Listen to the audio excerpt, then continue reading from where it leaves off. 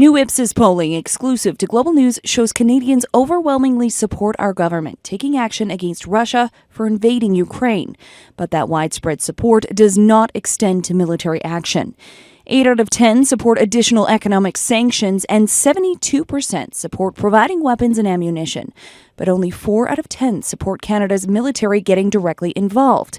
As for how political leaders are handling the crisis, 85% approve of Ukrainian President Zelensky, and closer to home, 2/3 support how Justin Trudeau and Joe Biden are responding to the invasion.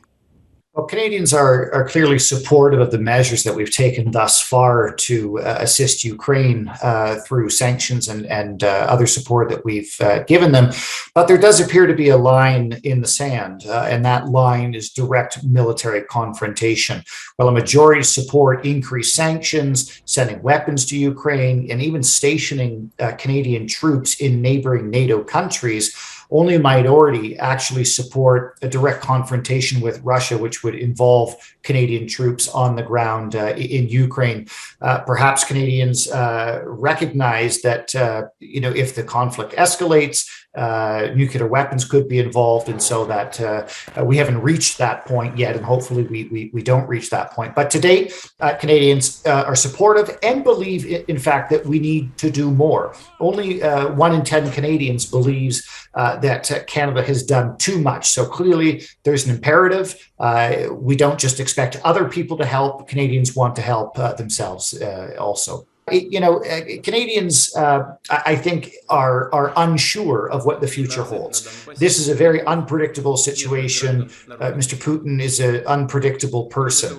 And so not knowing what the consequences of actions are going to be, I still think that there's a significant minority of Canadians who are cautious in their approach because they don't want to escalate the situation further.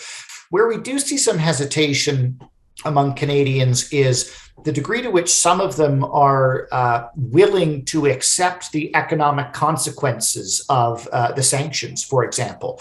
We see that Canadians are roughly split in half as to whether or not Canada can actually afford to kind of weather the economic storm that we're collectively bringing upon ourselves through the sanctions. We're seeing it at the gas pumps, seemingly going up every day.